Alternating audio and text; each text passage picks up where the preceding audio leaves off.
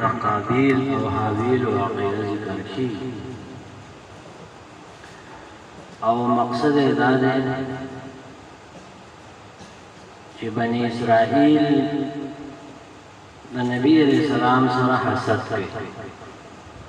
په دې وجه باندې چې الله تعالی نبی علیہ السلام سره نبوت ورکړ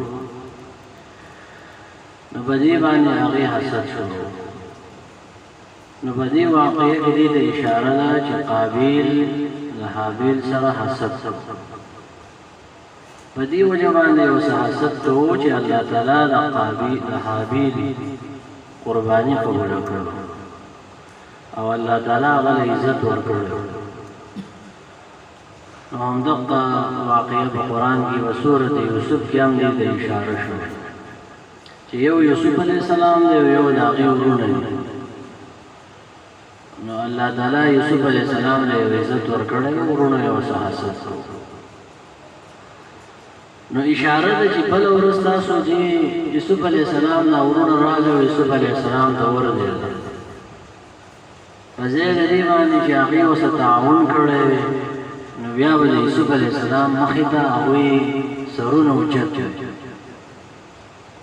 اے بني اسرائیل او اے د مکی خلقو چې بله ورځ تاسو سرونه ښکته یې راځئ د پیغمبر سره تعاون وکړئ انی بېشکه زه چې یم حابیل یم ارید اراده لرم ان تبوء باسمي چې ته اخته شې په ګناه زما باندې او اسمکا او په ګناه ستا باندې د دې څه معنی دا اراده خو ښه شی نه دی چې یو سړی دا اراده لري چې پلانې دی په ګناه باندې اخته شي د دې علماو یو مطلب دا بیان کړی دی چې نبی علیہ السلام په حدیث کې راځي چې اذا التقى المسلمان بسيفيهما فالقاتل والمقتول في النار نبی علیہ السلام وایي چې دوه مسلمانان د یو بل سره ملاو شي او تور باندې نو قاتل هم د اور کې دی او مقتول هم د اور کې دی نو قاتل خو ځکه په اور کې دی چې قتل یې او دا وجلی شوی ځکه په اور کې دی چې هغه د ده د قتل اراده لرله نو دې دا خبره کوي دا حابیل چې زه دا اراده لرم چې ته زما په ګناه او په خپل ګناه باندې اخته شې زه ستا د مرګ حرص نه کوم او حرص یې ځکه نه کوم چې دا ګناه به په تا باندې راشي په ما باندې به نه راځي دفاع به خپله کومه دفاع کول واجب دی امام قرطبي وایي من کان دون ماله وعرضه فهو شهید څوک چې د خپل مال او د جان په حفاظت کې مړ شو هغه شهید دی نو دفاع به کومه خو ستا د مرګ حرص نه کوم او زه دا غواړم دا حرص یې ولې نه کوم چې ته به په ګناه باندې اخته شې زه ځان د دې ګناه باندې نه کړم نو انی اريد بېشکه زه اراده لرم ان تبوء باسمي واسمک چې ته اخته شې په ګناه زما باندې او اسمک او په ګناه خپل باندې زما د ګناه نه مراد دا دی چې ته به ما قتل کړې یا خو دا مقصد و اسمک او ستا ګناه چې مخکې دی زما سره حسد کړی دی او ستا په قربانۍ کې اخلاص دی او دویمه معنی دا ده د حابیل دا خبره کوي چې ته به زما په ګناه باندې اخته شې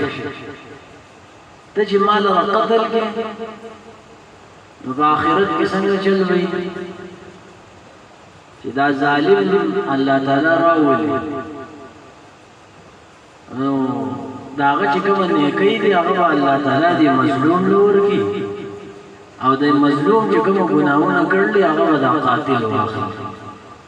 نو په قیامت کې چې ما کومه ګناهونه کړلي هغه به ته واخلي نو یا دا قانون ټیک انی اريد بشک از اراده لرم ان تبوء باسمي چې ته اخته شې په ګناه د قتل زما باندې و اسمک او ګناه خپل باندې چې مخکې دې کړی حسد دې کړی قربانی کې دی اخلاص نو فتكون من اصحاب النار بستب شي اور والو وذلك جزاء الظالمين او دا بدل ظالمان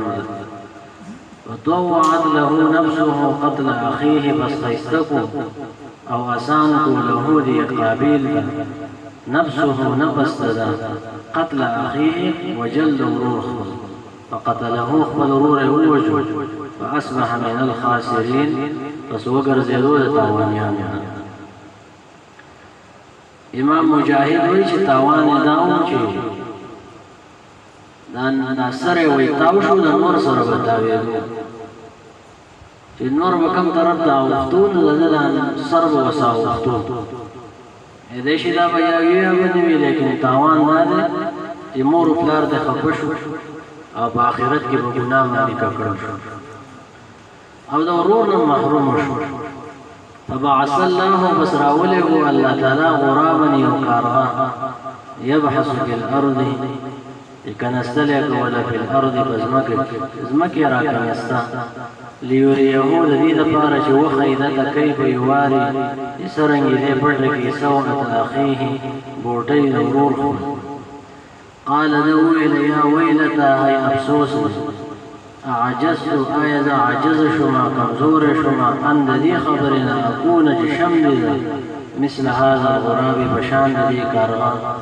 فهواري سوءة اخيه جپٹ كمزا جساء المرتين روح فاصبح من النادمين فسوغر زيدو دي دخت ايمان دياك ونكنا فاخبل لي كاربان خبر نو دا حسد دا وجه نه خپل ورور قتل دی دنیا کې چې دا حسد بیماری دا ټول حسد دی حسد او دا به کلو ملو کې خزيات دي کلو کې اکثر خلک وسګاري کنه دا یو بل سره حسد کوي ټول خلک په دې کې اخته علماء به کې اخته او عوام به کې مخته حسد خطرناک شی دی سړی قتل ته رسېږي قتل باندې سړی نو چې خپل ورور قتل کو امام قرطبي نقل کوي چې د پروت ودو او د یو کمر راوړو سر ته ودراوړو او د خپل ورور قتل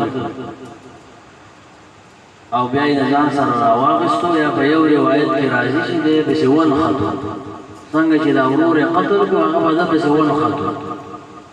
نو بیا د ګرځول ځان سره یو کال یې ګرځول چې سپي وکړ یا یو کارغر راغی زمکه راکنستله قرآن کې مصیر څومره دي چې یو کارغر راغی زمکه راکنستله څه خوراک یې پټ کړو هغه راوېستو هغه خورو د ته پته ولګي چې وځه زه به راوکنم او خخ به او دا بل خبره په قرآن حدیث کې نشته چې بل کارغه مړ کو هغه بل به خخ کو بني اسرائیل تاریخی روایات دشته او د قران د دې معلومیږي چې یو کارغه راغی او زمکه راوکنسته بس د پته ولګي نو خپل ورور یې باندې امام قرطبي وی خبر وایي ضروري دي او فرض کې إني أريد بشكل إرادة رمان تبوغا جاخت شيطا باسمي بغنا زماماني واسمك وبغنا استاواني فتكون من أصحاب النار فسوق شيبتا ظهور وعلونا وذلك جزاء الظالمين ولا بدل ظالمان فتوعت له نفسه فاستيسته نفس لا قتل أخيه وجل روح وقتله وزاق ضرور قتله وأصبح من الخاسرين وسوكر جلوة وانيانا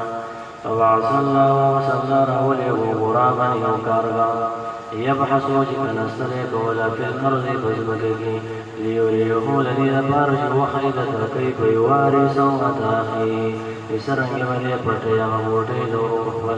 قال ذو يا ويلتا لرمان من عجزت جز كمزور شما أن دينا أكون شمري مثل هذا الغراب بشان ذي كارا واريا چپٹ کم سورة أخيه موټي دور فأصبح من النادمين رسول الأخبيمان